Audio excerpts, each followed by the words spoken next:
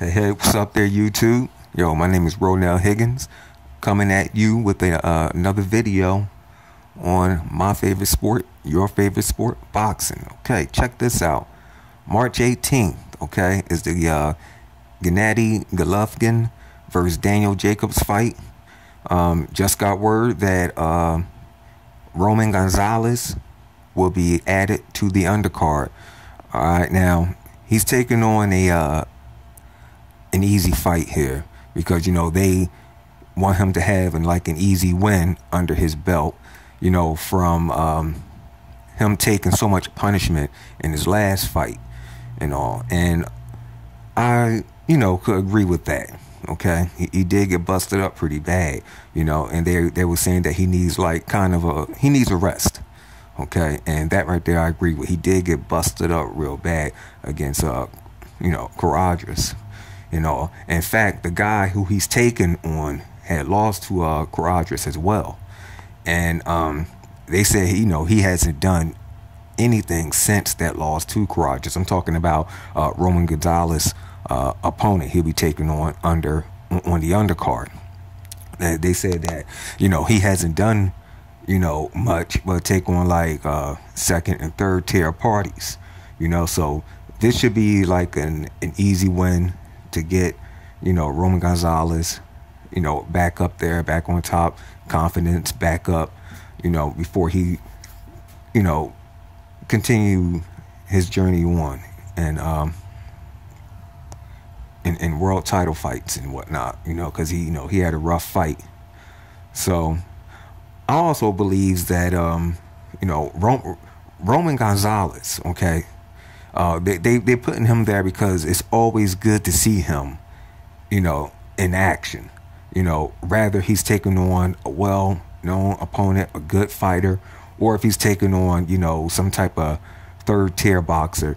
Fans love seeing him. So, it's not really being put out there, what's really going on. But from what I have heard, okay, that the tickets for this fight is not selling. For the Gennady Golovkin versus Daniel Jacobs, it's not really selling out, fast like the previous fights Golovkin had, okay? And this matchup is a pretty good matchup,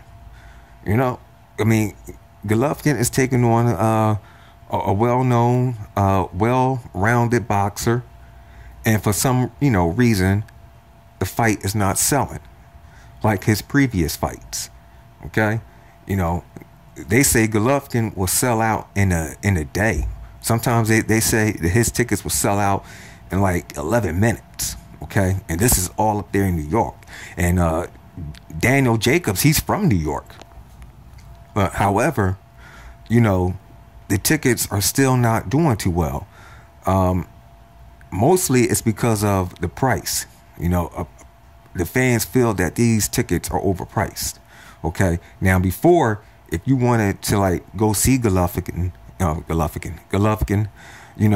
believe the tickets were starting off, I think front row, so $500 something bucks. They were wolf tickets. Okay, so they were starting off $500. So say if you want to take someone, you're gonna spend $1,000. Just for you and someone else. But now I'm hearing that there are $1,000 and up. So if you want to take someone, you want to spend $2,000 or a little more. So the fans who go see the fight live in the arena just isn't buying it. Okay, they're not buying the tickets like they was before. And what's so obvious about this, you haven't heard Abel Sanchez or anyone else from Golovkin's team get out there on ESPN or social media and say, well, the tickets for this fight has just sold out, like they usually would do. Okay, haven't seen that lately. All right, because reason why, it's not selling. So they pit Roman Gonzalez here. They're saying it in so many ways, that this fight is not doing too well in the ticket office. Okay, I mean, like they said that hey, fans love seeing Roman Gonzalez, you know, in action. Doesn't matter if he's taking on, you know, some big name or a good opponent or a third tier. They just love seeing him. So hopefully, or they're hoping that this will help boost the ticket sales. So, and that's my news. And one other thing, Gennady Golovkin has stated that the reason why he's never been hurt in a fight or never being down in a fight in his 11 pro year career is because of genetics. Okay, he stated that, you know, he takes what his mother and father gave him and made him, you know, the genetics made him the man he is. This is the reason why you never seen him hurt, you know, get stung or either get dropped in his 11 pro career. I mean, he does get busted up real bad, you know, but he's never been hurt on the canvas. And that's true. He's telling the truth. But you have another fighter who's just like that. That's Danny Swift Garcia. Danny Swift Garcia, so far in his career, he's never been hurt, never been on the canvas.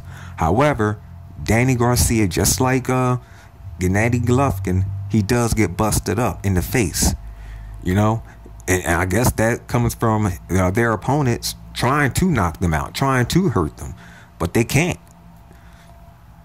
You know, but I want to say one thing about that. You know, there was a fighter who was coming up who was just like that. His name was Diego Chico Corrales. Now, in his run, okay, for champion, and after he became champion, Diego Chico Corrales took on some very good opponents. All right, and those opponents he took on, all right, try their best to stop him. I mean, I remember when he faced Angel Man Freddy, and Angel Man Freddy was throwing some vicious uppercuts, landing them flush on Chico Corrales' chin. Yo, didn't even hurt the man. All right, Chico Corrales came back, laid some hands on Angel Man Freddy, stopped him. Okay, same thing with Robert Garcia. I mean, Robert Garcia was very good, okay? He couldn't even hurt Diego Chico Corrales, okay? But when it came down to Floyd Money Mayweather, all right, the only way Floyd got to do him was he boxed him, worked his body, took his legs away. All right, and after that, so I say that like, after the 10th round or so, Diego was done after so many knockdowns. I mean, it was amazing. Okay, so what I'm trying to say is that it depends on who shows up.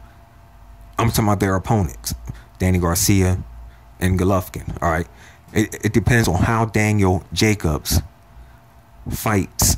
If he boxes him, okay, stick and move, stay to the body. Same thing with Keith Thurman. All right, because let me tell you, Danny Garcia took on some punches. He took on Lucas Mathisi. He couldn't even hurt Danny Garcia. Okay, he knocked Danny Garcia's mouthpiece out. Danny Garcia waving him on. Still, come on, man, come on. You know, he couldn't even stop him or hurt Danny Garcia. All right, so like I said, I've seen that before, you know, seen that with Diego Chico Corrales. But when it came up, when he got in that ring with Pretty Boy Floyd, he took another direction. He did not just go in there looking for the knockout. You know, he boxed him, took his time, boxed him, worked his body constantly, you know, took his legs away, you know, until he dropped him for the first time. I mean, even a push, Diego Chico Corrales was on the canvas. I mean, his legs was gone. All right, so it's not always the chin, the temple. You know, you can always work the body. You know, if the head don't work, go to the body. So, anyway, that's my thoughts on that. My name is Ronell Higgins, and I'm out.